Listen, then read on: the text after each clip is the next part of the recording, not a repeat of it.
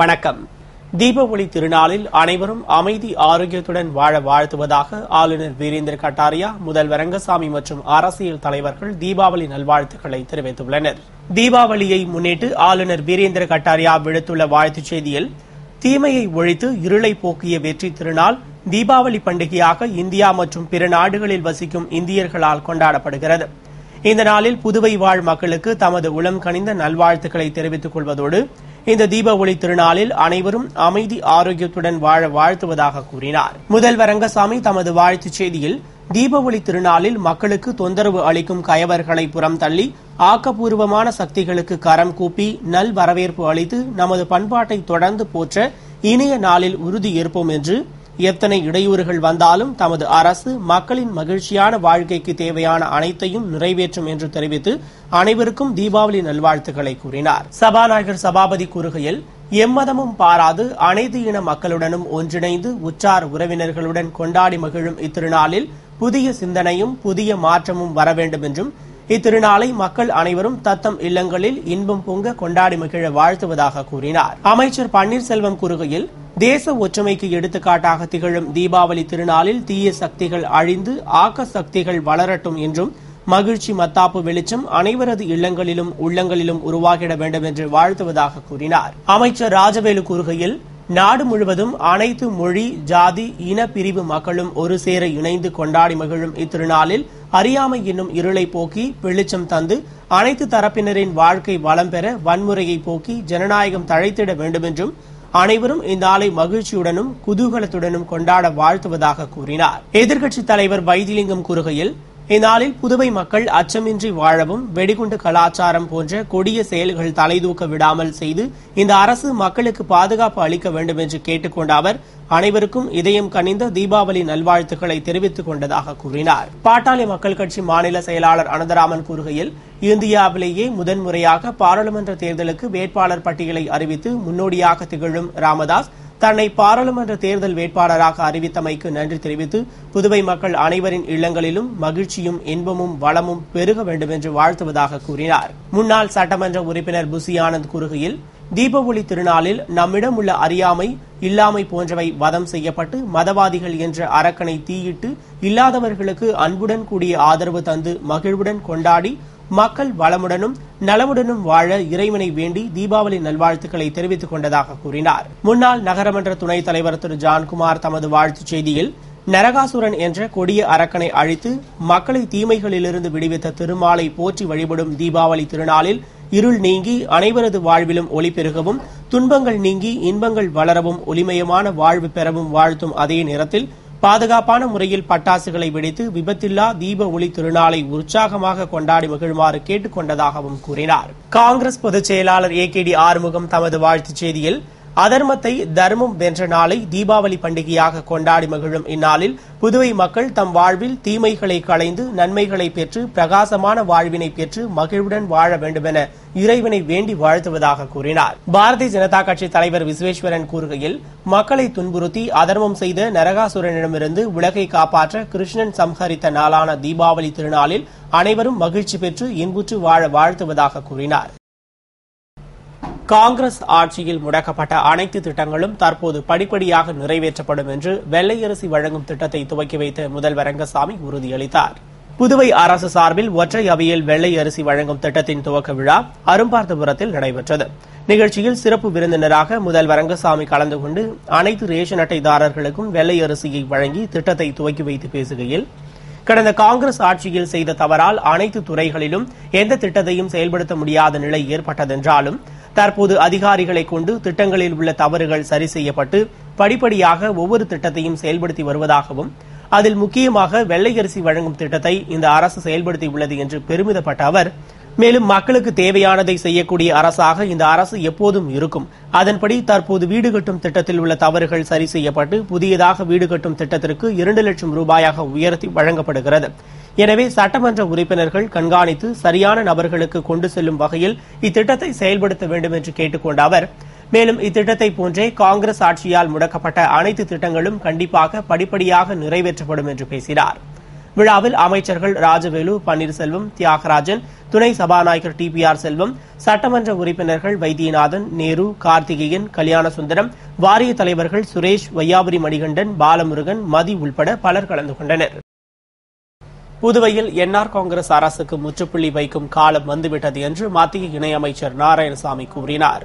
இதுகுறித்து மத்திய இணையமைச்சர் நாராயணசாமி செய்தியாளர்களுக்கு அளித்த பேட்டியில், இந்தியாவில் சட்டமன்றங்கள், பாராளுமன்றம், நிர்வாகம் மற்றும் நீதித்துறையினர் சுதந்திரமாக செயல்படுவதை போன்று பத்திரிகை சுதந்திரமும் காக்கப்பட வேண்டிய ஒன்று என்பதால் RSS இயக்கத்தை பற்றி எழுதிய பத்திரிகையாளரை தவறாக பேசியவர்கள் மீது கடும் நடவடிக்கை எடுப்பதற்கு காங்கிரஸ் ஆதரவு அளிக்கும் என்றும், RSS இயக்கத்தின் செயல்களில் அராஜகம் தலைதூக்கி உள்ளதாகவும், அந்த இயக்கத்தின் செயல்பாடுகளால் பாரதிய ஜனதா கட்சியினர் வெட்கி தலைகுனிய வேண்டும் என்றார். மேலும் தேர்தலுக்கு முன்பே பத்திரிகையாளர்களை நெரிக்கும் இச்செயலால் அக்கட்சியின் பிரதமர் வேட்பாளர் எவ்வாறு செயல்படுவார் என்பதனை அறிந்து கொள்ளலாம் என்று சுட்டிக்காட்டிய அவர், புதுவையில் மத்திய அரசால் செயல்படுத்தப்படும் திட்டங்களில் முதல்வர் ரங்கசாமி கலந்து கொள்ளாததோடு மத்திய அரசை அணுகி மாநில வளர்ச்சிக்கான திட்டங்களையும் கேட்டு பெறுவதில்லை. மேலும் 4000 பேர் வேலை இழந்துள்ள நிலையில் பாப்ஸ்கோ தீபாவளி சிறப்பு அங்காடியில் புதியதாக 400 பேரை நியமனம் செய்த முதல்வர் தொழிலாளர்களை பழிவாங்கி வருவதாகவும், பல கூட்டுறவு சங்கங்களுக்கு இந்த அரசு மூடுவிழா நடத்தி வருகிறது மற்றும் 5 மாதங்கள் முதல் 15 மாதங்கள் வரை ஊழியர்களுக்கு சம்பளம் வழங்கப்படவில்லை என்றும், இதற்கெல்லாம் முற்றுப்புள்ளி வைக்கும் காலம் வந்துவிட்டது என்றும் கூறினார். புதுவை சட்டசபை செயலர் அன்பழகன் பணி ஓய்வு பெற்றார். புதுவை சட்டசபை செயலர் அன்பழகன் கடந்த 2/11/1973 ஆண்டு அரசின் கீழ்நிலை எழுத்தராக பணியில் சேர்ந்தார். அவர் 1983 ஆண்டு கண்காணிப்பாளராக பதவி உயர்வு பெற்று பின்னர் 2002 ஆண்டு ஆட்சிப்பணி அதிகாரியாக பதவி உயர்வு பெற்று கலால்துறை துணை ஆணையராக பணியாற்றினார். இந்நிலையில் கடந்த ஆண்டு சட்டசபை செயலராக கூடுதல் பொறுப்பு வழங்கப்பட்டது. கடந்த ஜூலை 31ஆம் தேதியோடு பணி நிறைவு பெற இருந்த நிலையில் இவருக்கு பணி நீட்டிப்பு வழங்க அரசு முடிவு செய்தது. இதற்கு ஆளுநர் ஒப்புதல் அளித்ததை தொடர்ந்து 3 மாதம் பணி நீட்டிப்பு வழங்கி உத்தரவு பிறப்பிக்கப்பட்டது. தொடர்ந்து சட்டசபை செயலராக இருந்த அவர் நேற்று அக்டோபர் 31ஆம் தேதி பணி ஓய்வு பெற்றார். தீபாவளி பண்டிகையை முன்னிட்டு உழவர்கரை தொகுதி மக்களுக்கு இளைஞரணி துணை அமைப்பாளர் IG வீரராகு பட்டாசு மற்றும் இனிப்புகளை வழங்கி தீபாவளி வாழ்த்துக்களை தெரிவித்துக் கொண்டார். புதுவை உழவர்கரை தொகுதி திமுக பிரமுகரும் மாநில திமுக இளைஞரணி துணை அமைப்பாளருமான IG வீரராகு தன்னை தெய்வமாக கருதும் தொகுதி மக்களுக்கு தலைவர் கலைஞரின் கட்டளைப்படியும் தளபதி ஸ்டாலின் அன்பிற்கிணங்கவும் தீபாவளி பண்டிகையை முன்னிட்டு தொகுதி மக்களை நேரில் சந்தித்து பட்டாசு மற்றும் இனிப்புகள் வழங்க முடிவு செய்தார். அதன்படி தொகுதி மக்களை நேரில் சந்தித்து பட்டாசு மற்றும் இனிப்புகள் வழங்கி தீபாவளி வாழ்த்தினை தெரிவித்தார். அதனை பெற்றுக்கொண்ட தொகுதி மக்கள் IG வீரராகுவிற்கு மனமார்ந்த தீபாவளி நல்வாழ்த்தினை தெரிவித்தனர்.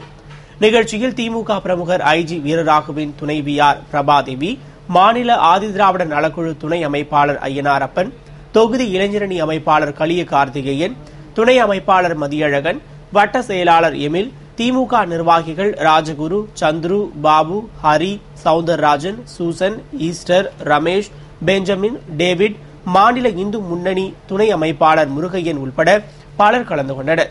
நிகழ்ச்சிக்கான ஏற்பாட்டினை திமுக பிரமுகர் ராஜகுரு செய்திருந்தார். புதுவை அரசு செய்தி மற்றும் விளம்பரத்துறை சார்பில் நடந்த புதுச்சேரி எழுச்சி தின விழாவில் முதல்வர் ரங்கசாமி தேசிய கொடியினை ஏற்றி தியாகிகளை கௌரவித்தார்.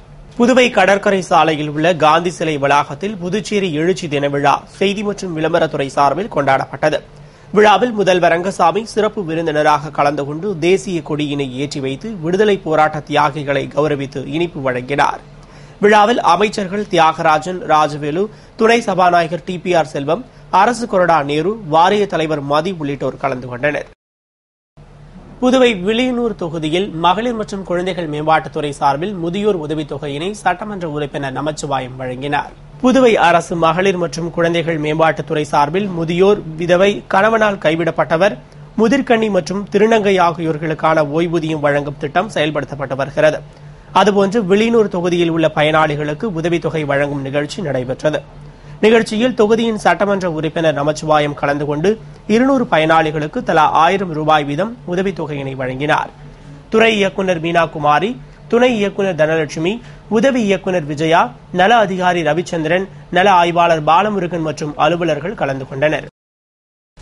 தீபாவளி பண்டிகையை முன்னிட்டு பட்டாசு மற்றும் பொருட்களை வாங்க கடைவீதிக்கு மக்கள் திரண்டதால் கடைகளில் மக்கள் கூட்டம் அலைமோதியது. நாடு முழுவதும் நாளை நவம்பர் 2ஆம் தேதி தீபாவளி பண்டிகை கொண்டாடப்படுகிறது. இதனை முன்னிட்டு பட்டாசு, புத்தாடை, இனிப்பு மற்றும் பொருட்களை வாங்க காந்தி வீதி, அண்ணா சாலை உள்பட கடை வீதிகளில் அலைக்கடலென மக்கள் திரண்டனர். இதனால் ரங்கப்பிள்ளை வீதி முதல் கொசக்கடை வீதி வரையிலும் 4 சக்கர 3 சக்கர வாகனங்கள் செல்ல தடை விதிக்கப்பட்டது. மேலும் தீபாவளியை முன்னிட்டு சண்டே மார்க்கெட்டும் செயல்பட்டு வருவதால் பொருட்கள் வாங்க மக்கள் கூட்டம் அலைமோதியது. குறிப்பாக ஜவுளிக்கடை மற்றும் பட்டாசு கடைகளில் சிறுவர்கள், பெரியவர்கள் என பொதுமக்கள் ஏராளமானோர் குவிந்தனர். அதிலும் புதிய ரக பட்டாசுகளை வாங்க ஆர்வம் காட்டினர்.